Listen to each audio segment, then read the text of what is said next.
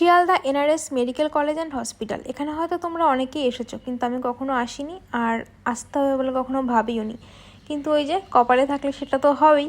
তো ব্যাপারটা হচ্ছে, আমার চোখের অবস্থা ভালো না। আগের দিনই বলেছিলাম চোখে জয় বাংলা হয়েছে আই গেস, বাট আমি শিওর নই এটা নিয়ে, কারণ আমি একটা ড্রপ লাগাচ্ছিলাম, সেটাতে কোনোরকম কোনো কাজ হয়নি, চোখের অবস্থা আরও খারাপ হয়ে গেছে। বাট যেহেতু আমি একজন স্ট্রং ইন্ডিপেন্ডেন্ট উমেন, তো আমাকে একা একাই বেরোতে হবে, কারণ কোনো রুমমেটও নেই, কেউ নেই। আর এখানে পুজোর প্যান্ডেল করা শুরু হয়ে গেছে। তো আমার এখনও পর্যন্ত পুজোর কোনো প্ল্যান নেই। তোমাদের কী কী প্ল্যান হয়েছে একটু জানিও।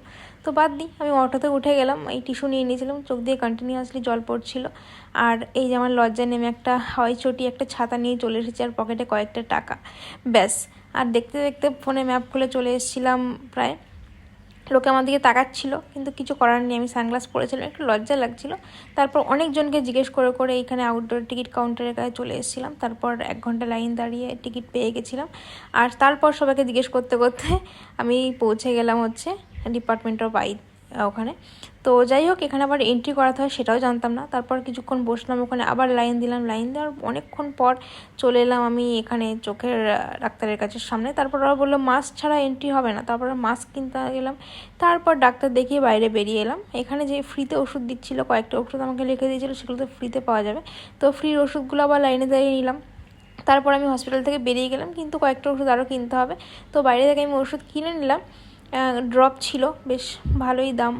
তো কী আর করা যাবে, আমি এখান দিয়ে হেঁটে হেঁটে একা একা কখনো যাই না, সবসময় হয় রুমমেট না কেউ থাকে। তারপর কয়েকটা সবজি বাজার আর একটু ফল কিনে নিলাম। তোমাদের বলে রাখি, ফল খাওয়া স্বাস্থ্যের জন্য খুবই উপকার। তো যাই হোক, এই আমার খুব বিরক্ত লাগছিলো ভাই একা একা যেতে। আর এই জায়গাটা দেখতে খুব সুন্দর লাগছিলো, সেটা কি করছে আমি জানি না, বাট যাই করুক দেখতে সুন্দর লাগছে ভাই। এবার আমাকে অটোতে উঠতে হবে। তারপর অটোতে উঠে চোখে হাওয়া লাগিয়ে চলে যাচ্ছিলাম রুমের দিকে। খুব খারাপ লাগছিল, বাড়িতে গিয়ে আবার সেই রান্না করো, অফিস যাও, কত কষ্ট। তারপর চলে এলাম, আমি ফ্রেশ হয়ে গেলাম। এই হচ্ছে আমার ওষুধ। সুস্থ হলে আবার তোমাদের সঙ্গে দেখা হবে গাইস, টাটা।